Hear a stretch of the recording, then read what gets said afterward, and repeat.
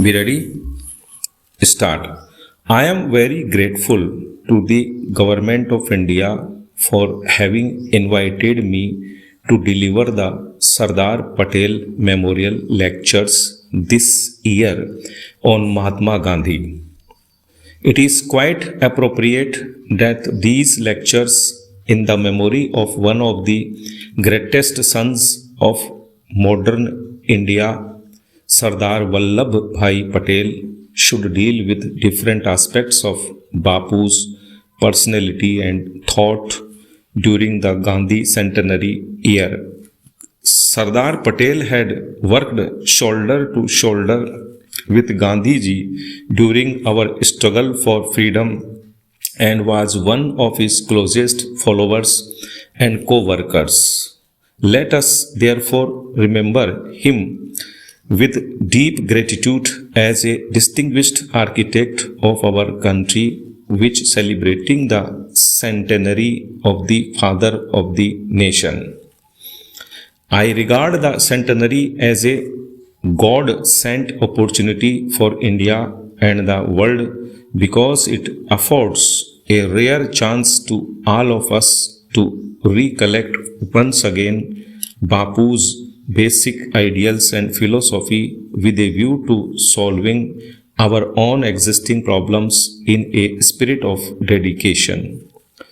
The UNESCO has appealed to all the nations of the world to organize Gandhi centenary programs in a befitting manner. In our own country, the National Committee has already drawn up an ambitious program of holding exhibitions, erecting memorial pillars, publishing Gandhian lecture, intensifying various items of constructive work, and issuing special stamps and coins. Even so, there prevails a general impression in India that we have been gradually forgetting Gandhiji's high ideals and his way of life and work. It is therefore our sacred duty to do some critical thinking and introspection during this period with a view to reorienting our policies and programs for national development.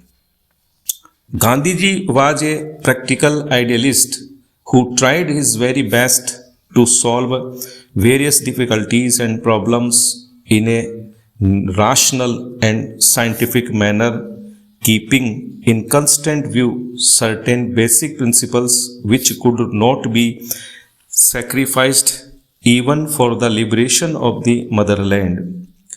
Gandhian thought is not based on some fads or utopian fantasies as is often assumed by the so-called intellectuals in India and abroad. The ideas of the Mahatma, though resting on the foundations of certain eternal truths, are eminently practical and realistic. We shall be overlooking his advice and guidance at great peril to India's vital interests and well-being. During the last 2 decades, our country has doubtless achieved potable results in various sectors of national development, and it would be improper to underestimate, much less denounce our own achievements. Nevertheless, the fact remains that we have not been able to resolve some of our basic problems of hunger, poverty, and unemployment. Further, while endeavoring to increase the rate of economic growth and augment production in agriculture and industry, we have not paid adequate attention towards strengthening the ethical standards of our people.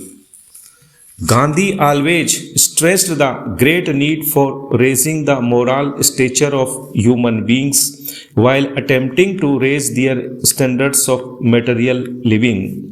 He repeatedly reminded us that a nation did not become great merely by erecting huge buildings, establishing giant factories, and multiplying wealth for economic prosperity.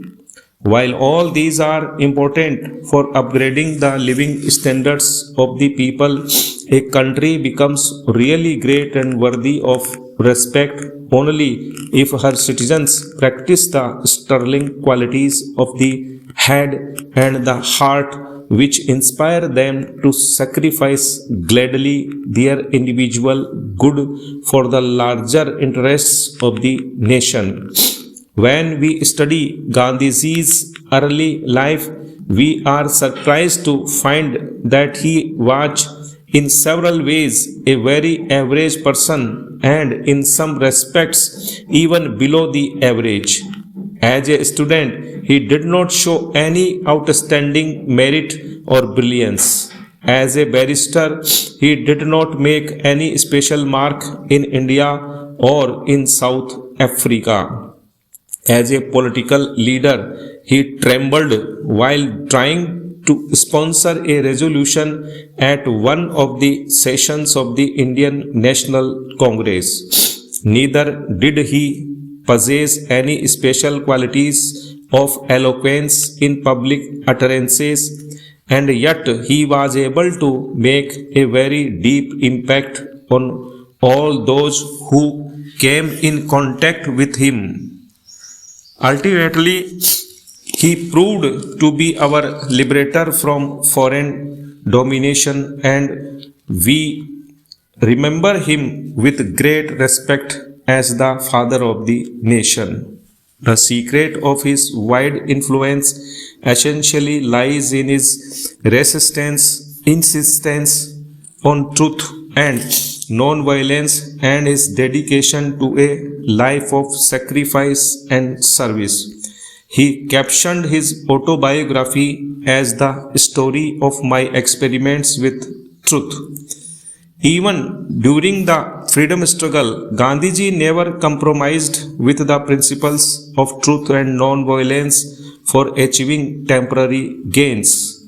He was prepared to sacrifice everything for winning India's independence, but not those fundamental ideals which to him were much more crucial than even Swaraj for India. In his cottage in Sevagram, Gandhiji always kept before him the following quotation from John Ruskin, that the essence of lying is in deception, not in words. A lie may be told by silence, by example, by the accent on a syllable, by a glance of the eye attaching a peculiar significance to a sentence, and all those kinds of lies are worse and baser by many degrees than a lie plainly worded. Stop.